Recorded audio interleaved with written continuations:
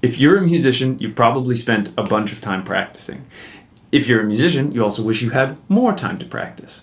But if you're anything like me, and you're a musician who thinks a lot about practice, you're also probably looking for ways to get the most bang out of your buck. So today I wanted to share some findings from a really interesting study done at the University of Texas, so I can give you research-based advice, as well as some ways that you might apply this in your practice so that you can get the most out of the time you have with your instrument. So the University of Texas decided to do a unique study where they took 17 high-level elite piano majors, and what they decided they were going to do is they were going to give them a 3-bar excerpt of Shostakovich. For those of you who aren't familiar with classical music, Shostakovich was a very, very great composer, and they chose a 3-bar section that was so difficult it couldn't be sight-read, but was manageable.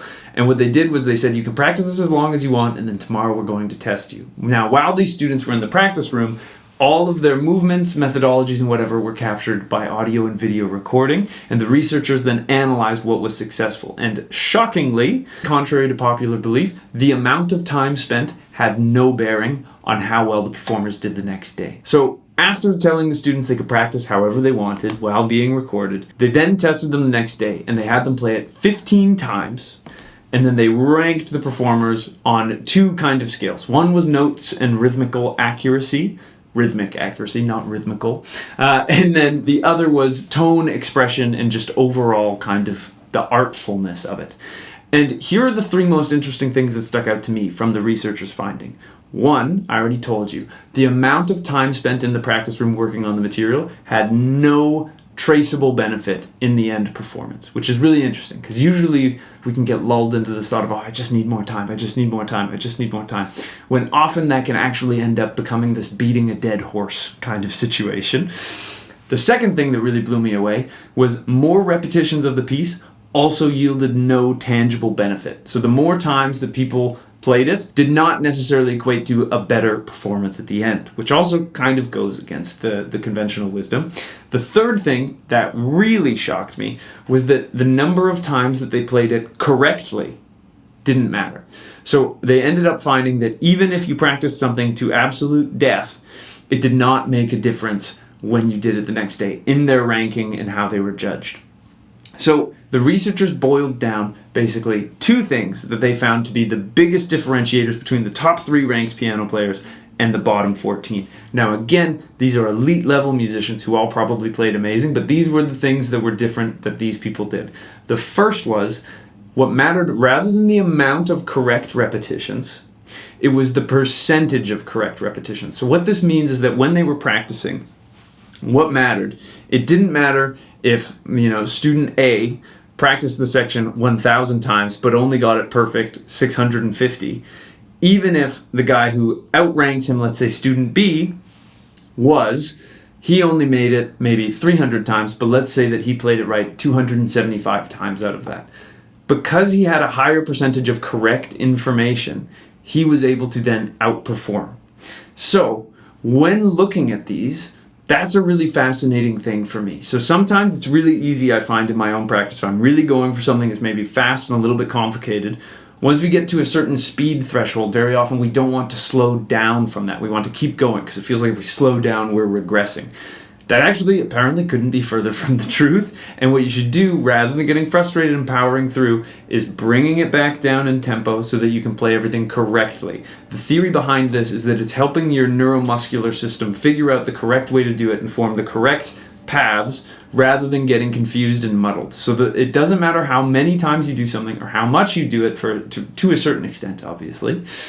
What matters is the percentage of correct ones. So when you're practicing, if you hit a bit that's constantly kicking your butt, slow it down and correct it. This is one of the main things that the researchers noticed with the top performers, is that when they identified a problem, they would go super slow if they had to until the problem was fixed. They would gradually speed that problem up until they could play it at the same rate. But what they preserved was playing it accurately. They didn't care about speed. What they were after was accuracy. And because they cared about accuracy, they got more correct reps and therefore could actually practice it less and still get the same result. So in addition to the amount of incorrect times mattering, and the percentage of correct times mattering. The other three really interesting things that I found was that when top performing students made mistakes, they specifically went in and found where the mistake was. So they didn't just go, oh, I didn't do that bit, let's try again. They would try to hone in on exactly what the mechanic was that was wrong.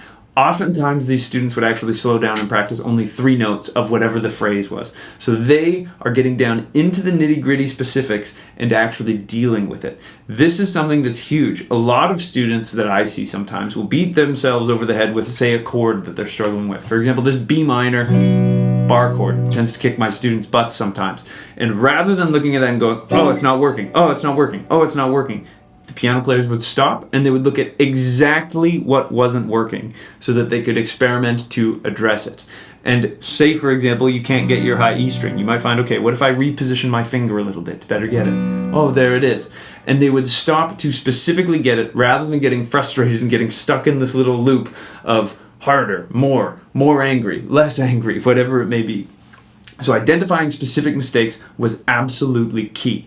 The second thing that they did was they varied the tempo when they practiced. That was what a lot of the top performers did. So rather than staying at one level or trying to do it too fast and maybe making mistakes, they were comfortable going through varying progressive levels. So they would start out slow at a speed where they could play the whole thing fast. This actually, when I was reading this, made me think of my first ever guitar teacher, where one time we were looking at some Bach, and I played really, really well until I got to like 3/4 through, and then I had to slow down because it got trickier. And he said, you can only play the piece as fast as the hardest part. So what he meant by that was you play the piece preparing for whatever the hardest bit is, not what you can do easily. So that when you do this, you still get to practice this as a musical flow.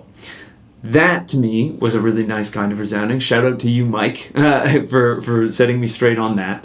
And then the next big thing that these people did was they found that target passages were repeated until the error was fixed. So these musicians, again, say you have a bar or 2 bar phrase that you're working on and there's one specific problem in it. Rather than trying to do the whole thing, these students would break out just the chunk with the problem. So maybe 2 or 3 notes in front of the problem, and then 2 or 3 notes after the problem, and they would work on that. They would break it down into a smaller chunk and only deal with the problem, which then ends up saving you practice time and not going over the whole thing again, and not getting into the thing where you go, well, it's like 95% there, I guess I can move on. They only dealt with the problem. Now, one last interesting thing that I found about this study was that all of the top performers practiced with dynamics and expressive devices very early on. So the conception of the musical piece was there before the technical mastery required to even play it was. And that is something that I think is huge because oftentimes when I'm improvising, I'm trying to play what I hear in my head, and when you do it that way, and if you can think expressively, oftentimes when I'm playing my most expressive is my most interesting and my best playing. So when you're practicing, even when you're practicing slow, like way slower than the thing is supposed to be played, you can still incorporate this to get a little bit more out of your practice, and it actually may help you play it better. So anyways, those are some interesting thoughts on practice and how you can maybe apply it in your own practice. I think it's really refreshing to hear that, it's not necessarily all about time. Obviously, more time that you can have to practice is a great thing, although there have been other studies that have proven that basically 4 hours of practice a day is about the max that you get benefit from, and the law of diminishing returns starts to kick in around the 2-hour mark. But these are just some things that you can think about and bring into your own musical practice, and hopefully that they can help you there. So if you enjoyed this video, I'd really appreciate it if you could like and subscribe. It truly helps me out more than you can know. If you want to take a guitar lesson with me, there's a link to get in touch with me down in the description. I'd love to work with you on whatever's troubling you on the guitar. If you're looking for a different way to support me and what I'm up to here on the channel, you can check out my Patreon down in the description. All of my patrons get early access to my videos as well as cool behind-the-scenes sneak peeks that I don't share anywhere else, so I'd love to see you over there.